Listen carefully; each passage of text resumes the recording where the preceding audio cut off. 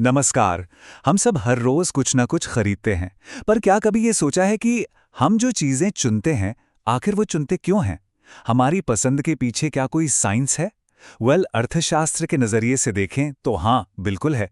चलिए एक खरीदार के दिमाग के अंदर झांक कर देखते हैं कि ये सब काम कैसे करता है। चलिए एक बहुत ही आसान से सवाल से शुरू करते हैं। मान लीजिए किसी के पास 40 रुपए हैं और बाजार में हर पसंदीदा चीज 10 रुपए की है। ये रोज की एक आम सी दुविधा लगती है ना? लेकिन अर्थशास्त्र का पूरा सार इसी में छिपा है। पैसा सीमित है और विकल्प बहुत सारे, तो चुनाव तो करना ही पड़ेगा। आज की हमारी इस चर्चा में हम एक स्मार्ट खरीदार की तरह सोचने वाले हैं। सबसे पहले हम ये देखेंगे कि हमारी जेब क्या करने की इजाजत देती है। फिर हम अपनी पसंद और नापसंद को समझेंगे और आखिर में हम ये पता लगाएंगे कि जब कीमतें या हमारी आमदनी बदलती है तो हमारे फैसले कैसे बदल जाते हैं।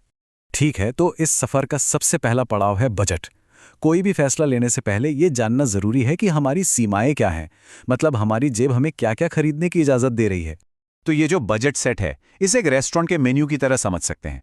ये उन सभी चीज़ों के कॉम्बिनेशंस की लिस्ट हैं जिन्हें कोई अपनी आमदनी से खरीद सकता है। और हाँ, इसमें वो ऑप्शन भी शामिल हैं जहां कोई अपने सारे पैसे खर्च नहीं करता। ये समझिए कि ये किसी की खरीदारी की दुनिया का पूरा नक्शा है। चलिए, इसे उसी 40 रुपए वाले उदाहरण से समझते हैं। ये टेबल दिखा रहा है कि क्या-क्या विकल्प मौजूद हैं। अगर कोई पहली चीज़ की सिर्फ 1 यूनिट खरीदता है, तो उसके पास दूसरी चीज़ की 3 यूनिट खरीदने के लिए पैसे बचते हैं।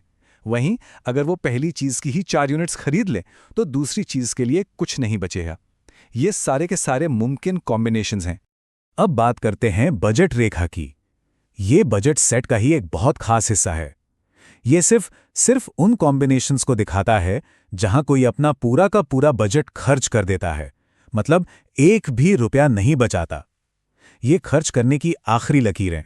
तो ये हैं वो 5 खास कॉम्बिनेशन जहां हमारे उदाहरण वाले खरीदार के पूरे 40 रुपए खर्च हो रहे हैं। अब सवाल ये उठता है कि वो इनमें से चुनेगा कौन सा? आखिर ये फैसला किस आधार पर लिया जाता है? इसका जवाब हमारी पसंद में छिपा है। ठीक है, तो अब तक हमने सिर्फ ये देखा कि क्या-क्या खरीदा जा सकता है, लेकिन अब कहानी का दूसरा और सबसे मजेदार हिस्सा आता है। हम असल में चाहते क्या हैं? ये सब हमारी पसंद, हमारी प्राथमिकताओं का खेल है। देखिए, अर्थशास्त्र एक बहुत ही सरल और बुनियादी धारणा पर चलता है। ज्यादा हमेशा बेहतर होता है। इसे ही एकदिष्ट अधिमान कहते हैं। इसका सीधा सा मतलब है कि अगर किसी को 1 सेब और 2 सेब के बीच चुनना हो, तो जाहिर है वो हमेशा 2 सेब ही चुनेगा, है ना? यहां देखिए, बंडल ए में हर चीज बंडल बी से ज्यादा है। वस्तु ए भी ज्यादा है और वस्तु 2 भी। तो एक समझदार उपभोक्ता कभी भी कंफ्यूज नहीं होगा। वो हमेशा बंडल ए ही चुनेगा क्योंकि उसमें उसे ज्यादा मिल रहा है। ये एक बहुत ही स्वाभाविक सी इंसानी पसंद है। तो अब हमारे पास पहेली के 2 हिस्से तैयार हैं।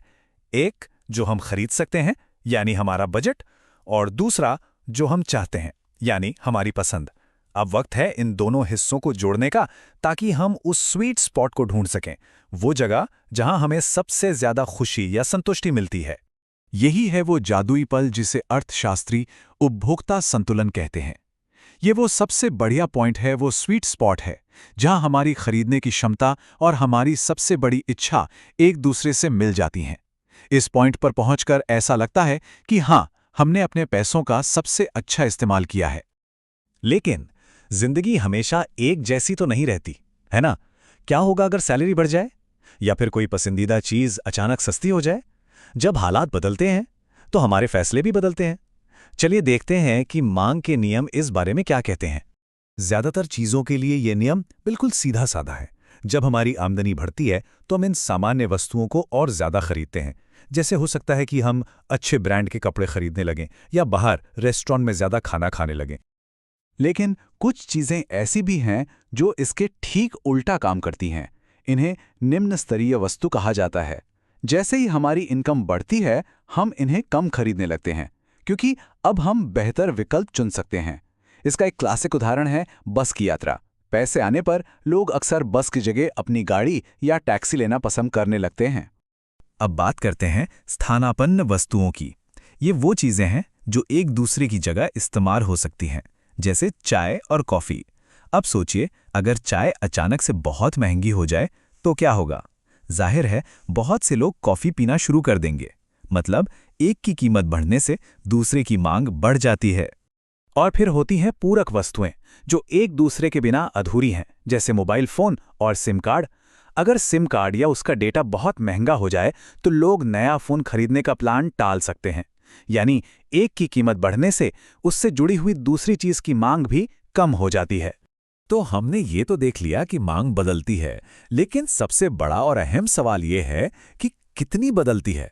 क्या कीमत में जरा सा बदलाव मांग में एक बड़ा तूफान ला सकता है, या फिर बस एक हल्की सी हलचल? इसका जवाब हमें लोच, या जिसे इलास्टिसिटी कहते हैं, उससे मिलता है। मांग की लोच को एक रबर बैंड की तरह समझिए। कुछ चीजों की मांग बहुत लचीली होती है, कीमत जरा सी भी बदली नहीं कि मांग में बहुत बड़ा बदलाव आ जाता है। वहीं कुछ जरूरी चीजों की मांग बहुत सख्त होती है, कीमत कितनी भी बढ़ जाए लोग उन्हें खरीदते ही हैं। यह हमें बताता है कि उपभोक्ता कीमत के बदलाव को लेकर कितने संवेदनशील हैं। चलिए एक उदाहरण देखते हैं। मान लीजिए किसी चीज की कीमत 25% बढ़ती है और उसकी वजह से उसकी मांग 20% घट जाती है। जब हम इसे कैलकुलेट करते हैं तो हमें एक आंकड़ा मिलता है -0.8। यह आंकड़ा हमें साफ साफ बताता है कि मांग में बदलाव तो आया, लेकिन कीमत में आए बदलाव से थोड़ा कम। और ये जो माइनस का निशान है वो बस ये दिखाता है कि कीमत और मांग हमेशा उल्टी दिशा में चलते हैं। अच्छा, इसे समझने का एक बहुत ही आसान तरीका प्रोफेसर मार्शल ने दिया था। बस ये देखिए कि कीमत बदलने पर लोगों के कुल खर्च पर क्या असर पड़ रहा है। अगर कीमत बढ़ने पर लोग उस चीज पर कुल मिलाकर ज्यादा पैसे खर्च करने लगें तो मांग बेलोचदार है। अगर वो कम खर्च करने लगे तो मांग लोचदार है। और अगर उनका खर्च पहले जितना ही रहे तो ये इकाई लोचदार है। सिंपल। तो ये थी एक तर्कसंगत खरीदार की पूरी यात्रा। हमने बजट की सीमाओं से शुरुआत की, अपनी पसंद को समझा और फिर दोनों को मिलाकर सबसे बेहतर फैसला लिया। ये एक बहुत ही जबरदस्त मॉडल है जो हमें बताता है कि हमारे रोजमर्रा के आर्थिक फैसले असल में कैसे काम करते हैं। तो अब जब ये पूरा सिद्धांत हमारे सामने है तो एक सवाल सोचने पर मजबूर करता है, क्या असल जिंदगी में लोगों के खरीदारी के फैसले वाकई इतने तर्कसंगत होते हैं, या फिर हमारी भावनाएं और आदतें भी इसमें कोई बड़ी भूमिका निभाती हैं? ये सोचने वाली बात है।